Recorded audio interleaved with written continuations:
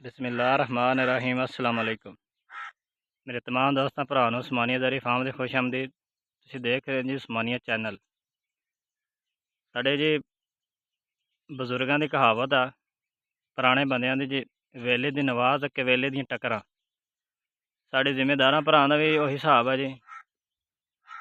Time ਨਾਲ ਫਸਲ ਨੂੰ ਪਾਣੀ ਨਹੀਂ ਲਾਉਣਾ, ਟਾਈਮ ਨਾਲ ਫਸਲ ਨੂੰ ਖਾਦ ਨਹੀਂ ਦੇਣੀ, ਬੇਟਾਈਮੀ ਫਸਲ ਕਾਸ਼ਤ ਕਰ ਦੇਣੀ, ਅੱਛੇ ਬੀਜ ਦਾ ਇੰਤਖਾਬ ਨਹੀਂ ਕਰਨਾ, ਜ਼ਮੀਨ ਦੀ ਤਿਆਰੀ ਅੱਛੇ ਤਰੀਕੇ ਨਾਲ ਨਹੀਂ ਕਰਨੀ।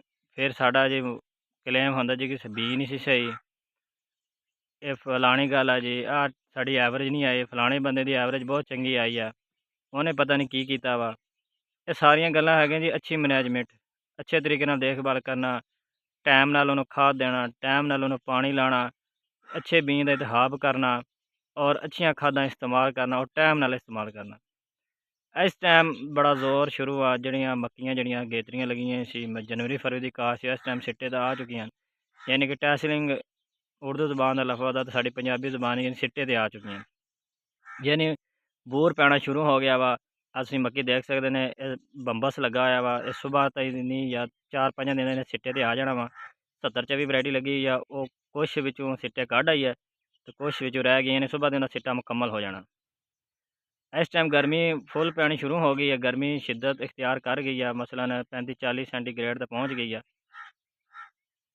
ਯਕਦਮ ਹੀ ਗਰਮੀ ਪੈਣੀ ਸ਼ੁਰੂ ਹੋ ਗਈ ਆ। ਅਤੇ ਅੱਜ ਅਸੀਂ ਗੱਲ ਕਰਾਂਗੇ ਕਿ ਮੱਕੀ ਜਿਹੜੀ ਬਹਾਰੀਆ ਮਕਈ ਹੈ ਨਾ, ਇਹਨੂੰ ਜਦੋਂ ਸਿੱਟੇ 'ਤੇ ਆ ਜਾਵੇ ਜਾਂ ਟੈਸਲਿੰਗ 'ਤੇ ਆ ਜਾਵੇ, ਜਦੋਂ ਗਰਮੀ ਵੱਧ ਜਾਵੇ, ਇਹਨੇ ਪਾਣੀ ਦਾ ਦੁਰਾਨੀਆ ਕਿਤਨਾ ਰੱਖਣਾ ਹੈ।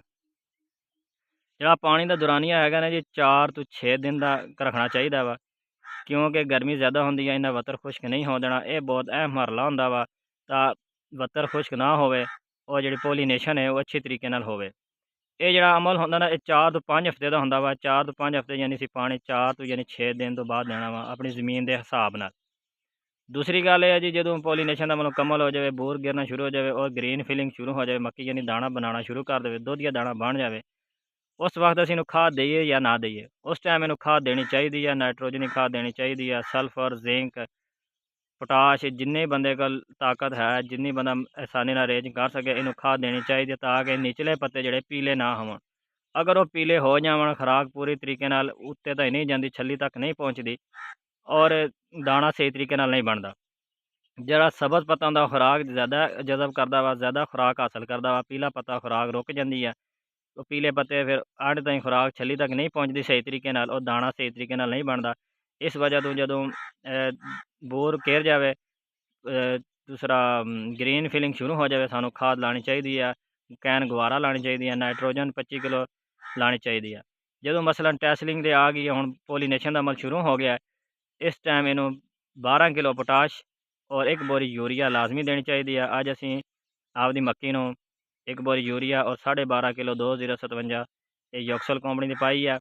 8 ਤੋਂ 10 ਦਿਨ ਬਾਅਦ ਅਸੀਂ ਜਦੋਂ ਦੂਸਰਾ ਪਾਣੀ ਲਾਉਣਾ ਵਾ, ਫਿਰ ਇਹਨੂੰ ਅਸੀਂ 12.5 ਕਿਲੋ ਪੋਟਾਸ਼ ਨਾਲ ਅੱਧੀ ਬੋਰੀ ਯੂਰੀਆ ਪਾਵਾਂਗੇ। ਸਾਡੀਆਂ 3.5 ਬੋਰੀ ਯੂਰੀਆ ਹੋ ਚੁੱਕੀ ਆ, ਤੁਹਾਡੀ ਅੱਖਾਂ ਦੇ ਸਾਹਮਣੇ ਪਲਾਟ। ਇਹੀ ਅੱਛੇ ਤਰੀਕੇ ਨਾਲ ਅਸੀਂ ਇਹਨੇ ਖਾਤਰ ਰਖਵਾ ਕਰਦੇ ਹਾਂ ਸਾਰੀ ਫਸਲ ਦੀ, ਤਰੀਕੇ ਨਾਲ ਹਰ ਟਾਈਮ ਇਹਦੇ ਵਿੱਚ ਮੌਜੂਦ ਰਹੀਦਾ ਵਾ, ਫਸਲ ਦਾ ਮੁਆਇਨਾ ਕਰਦਾ ਰਹਿੰਦੇ ਅਸੀਂ, ਤਾਂ ਕਿ ਸਾਡੀ ਫਸਲ ਅੱਛੀ ਤੋਂ ਅੱਛੀ ਰਹੇ। ਇਹੀ ਸਾਡੀਆਂ ਅਗਾਈ ਹੁੰਦੀ ਆ, ਤਾਂ ਕਿ ਸਾਡੇ ਜ਼ਿਮੀਂਦਾਰ ਭਰਾ ਇਹਨਾਂ ਗੱਲਾਂ ਤੋਂ ਕੁਛ ਹਾਸਲ ਕਰਕੇ ਫਸਲ ਦੀ ਅੱਛੀ ਤਰੀਕੇ ਨਾਲ ਮੈਨੇਜਮੈਂਟ ਕਰਕੇ ਚੰਗੀ ਪੈਦਾਵਾਰ ਲੈ ਸਕਣ। ਆ ਦੇਖ ਸਕਦੇ ਨੇ, ਆਹ ਸਾਡਾ ਪਲਾਟ ਹੈਗਾ ਜੀ ਦੂਸਰੇ ਦਾ 70-24 ਦਾ, ਮਾਸ਼ਾਅੱਲਾ ਐਕਸੀਲੈਂਟ ਪਲਾਟ ਆ। ਦਰਖਤਾਂ ਥੱਲੇ ਥੋੜ੍ਹੀ ਜਿਹੀ ਗਰੋਥ ਘੱਟ ਆ, ਰੁਕੀ ਹੋਈ ਛੋਟੇ ਆਕਾਰ ਦੇ। ਅਗਰ ਦੂਸਰੀ ਤਰਫ ਅਸੀਂ ਜਾਵਾਂਗੇ, ਤਕਰੀਬਨ 8 ਤੋਂ 9 ਫੁੱਟਾਂ ਦਾ ਕੱਦ ਹੈ ਸਾਡੀ ਮੱਕੀ ਦਾ ਜੀ।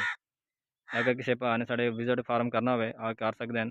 ਸਾਡੇ ਚੈਨਲ ਲਾਇਕ ਔਰ ਸਬਸਕ੍ਰਾइब ज़रूर करें। शुक्रिया जी।